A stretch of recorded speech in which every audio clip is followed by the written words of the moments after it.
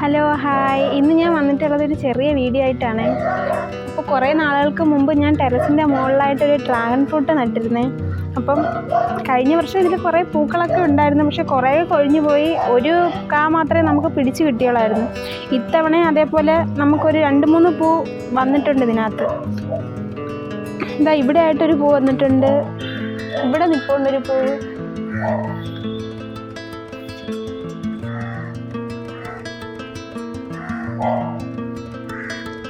ആ സൈഡിലൊക്കെ ഉണ്ട്. അന്നൊരു ചെറിയൊരു തണ്ടാണ് ഞാൻ മേടിച്ചത്. അന്ന് ഒരു 150 രൂപയ്ക്കാണ് ആ ഒരു തൈ മേടിച്ചത് നമ്മൾ. പക്ഷെ അന്ന് തണ്ട് വളരെ ചെറിയ കനം കുറഞ്ഞൊരു തണ്ടായിരുന്നു. കിളിച്ച് കിട്ടുമെന്ന് തന്നെ വിചാരിച്ചതല്ല, പക്ഷേ അത് പിടിച്ച് കിട്ടി. ഇപ്പോൾ ഇത് ഇത്ര ആയിട്ടുണ്ട്.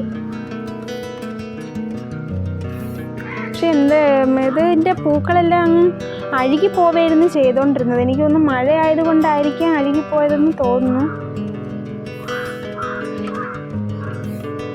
ഇനിയും പൂക്കൾ വരുമായിരിക്കും. അന്നും ഇടയ്ക്കിടയ്ക്കായിരുന്നു പൂക്കൾ വന്നുകൊണ്ടിരുന്നത്.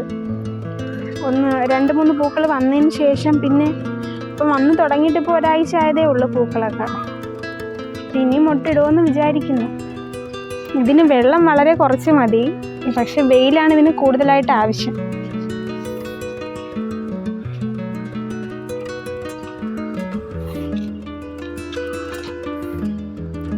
വെള്ളം കൂടിപ്പോയാൽ ഇതിൻ്റെ തണ്ടുകൾ അഴുകി പോകാനുള്ള സാധ്യതയുണ്ട്.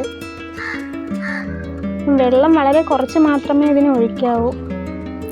വേനൽ സമയത്തൊക്കെ ഒരാഴ്ച കൂടുമ്പോഴൊക്കെ ഒഴിച്ചു കൊടുത്താൽ മതിയാകും.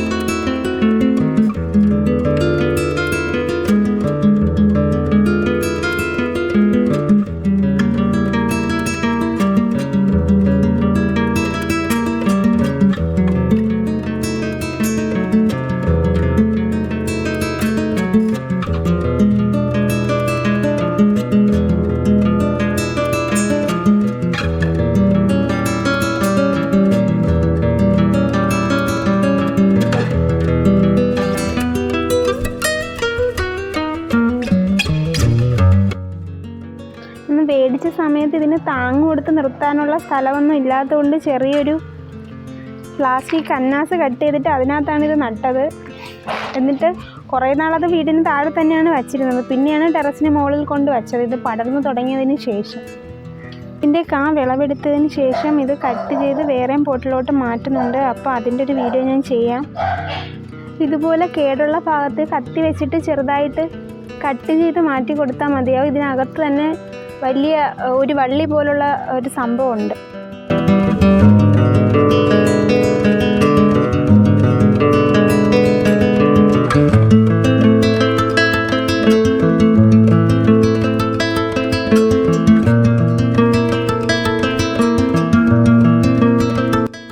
ഈ അഴുകിയ ഭാഗം കട്ട് ചെയ്ത് കളയുമ്പോൾ ഇതുപോലെ ഉള്ള ഭാഗമാണ് നമുക്ക് കാണാൻ പറ്റുന്നത്. അത് പിന്നെ ഭാവിയിൽ വേര് പോലെ ആവാറുണ്ട്. ഈ അഴുകിയ ഭാഗം നമ്മൾ കട്ട് ചെയ്ത് കളഞ്ഞെന്ന് വിചാരിച്ച് ഡ്രാഗൺ ഫ്രൂട്ടിന് ഒരു കുഴപ്പവും വരത്തില്ല. അത് കട്ട് ചെയ്ത് കളഞ്ഞാൽ വേറെ ഭാഗത്തോട്ടൊന്നും അത് വ്യാപിക്കത്തില്ല. പക്ഷേ കട്ട് ചെയ്ത് കളയാതെ അങ്ങനെ തന്നെ നിർത്തിയേക്കുവാണെങ്കിൽ മറ്റുള്ള തണ്ടിലേക്കും അത് വ്യാപിക്കും. ഇതാണിതിൻ്റെ മൊട്ട്. ഈ പൂ വിരിഞ്ഞതിന് ശേഷം ഏകദേശം ഒരു 45 ദിവസത്തോളം എടുക്കും ഇത് പഴമായി കിട്ടാൻ. ഇതിൽ നിന്ന് നമുക്ക് കഴിഞ്ഞ വർഷം കിട്ടിയത് നല്ല മധുരമായിരുന്നു. പക്ഷേ ഇതിനു മുമ്പ് നമ്മൾ ഒരു തവണ കടയിൽ നിന്ന് മേടിച്ചിരുന്നു. പക്ഷേ അതിന് മധുരമോ രുചിയോ ഒന്നും ഇല്ലായിരുന്നു. വെറുതെ പച്ചവെള്ളം കഴിക്കുന്ന പോലെയാണ് നമുക്ക് ഫീൽ ചെയ്തത്. ഇതിൽ കാ പിടിക്കാത്തതുകൊണ്ട് ടേസ്റ്റ് എങ്ങനെയാണെന്ന് അറിയാനാണ് നമ്മൾ മേടിച്ച് നോക്കിയത്. പക്ഷേ ഇതിലൊക്കെ നല്ല മധുരം ഉണ്ടായിരുന്നു. ഇതിൻ്റെ മുട്ട് ഇനി ഇത് പൂവാകണം. പൂ പൂത്തതിന് ശേഷം ഒരു 45 ദിവസം കൊണ്ടാണ് ഇത് പഴമായി കിട്ടുന്നത്.